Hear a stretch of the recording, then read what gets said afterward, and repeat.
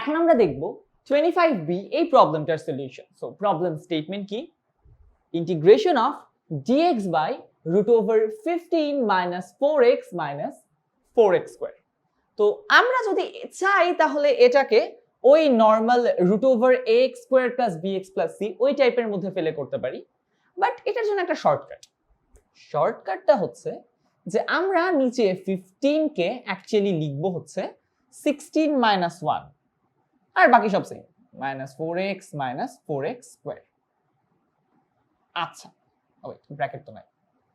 এবার যেটা করব এই তিনটা থেকে একটা মাইনাস কমন নিয়ে নিব, তাহলে integration of dx by √16 minus এখানে হয়ে যাবে 4x square plus 4x plus 1।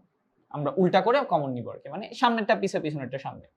4x square plus 4x plus 1, right.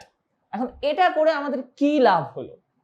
লাভটা হচ্ছে এটা যে এইটা কিন্তু একটা হোল স্কয়ার, অর্থাৎ আমরা যদি চাই তাহলে এটাকে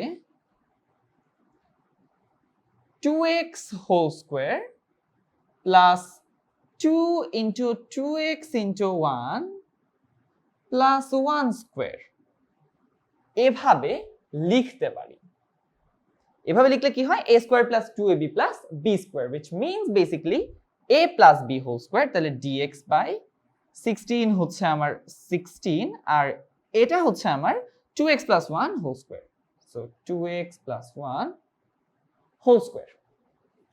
আচ্ছা, তাহলে এখন আমাদের যেটা করতে হবে অফকোর্স এটাকে z ধরে নিতে হবে। z সমান 2x প্লাস 1, z সমান 2x প্লাস 1, তাহলে dz হয়ে যায় হচ্ছে আমরা বলতে পারি 2dx জাস্ট। আচ্ছা, সো তাহলে এখানে এটা 2 আনার জন্য আমরা সামনে হাফ লিখলাম, integration of 2dx divided by 16 minus 2x plus 1 whole square. তাহলে এখন 2dx হচ্ছে আমাদের dz, তাহলে half integration of dz by 16 মানে হচ্ছে 4 স্কয়ার আর 2x প্লাস 1 হচ্ছে আমার z স্কয়ার। তাহলে dz by a square minus z square. Formula কি? 1/2a। ওকে, আমার একটু মুছতে হবে, এই পাশে মুছি।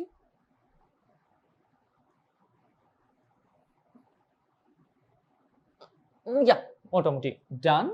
সো হাফটা তো সামনে থাকবে।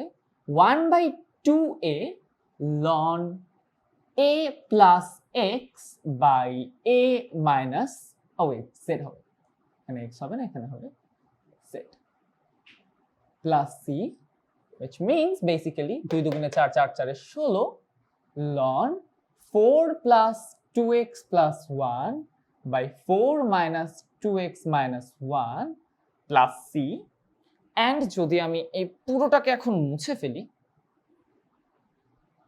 রাইট, তাহলে আমার মোটামুটি আনসার লেখার মতো যথেষ্ট জায়গা থাকবে। এন্ড আমি লিখব 4 আর 1 এ 5 অর্থাৎ 2x plus 5, আর এখানে আমি লিখব minus 2x plus 3 plus c, and এটাই হচ্ছে আমাদের এই প্রবলেমের সলিউশন।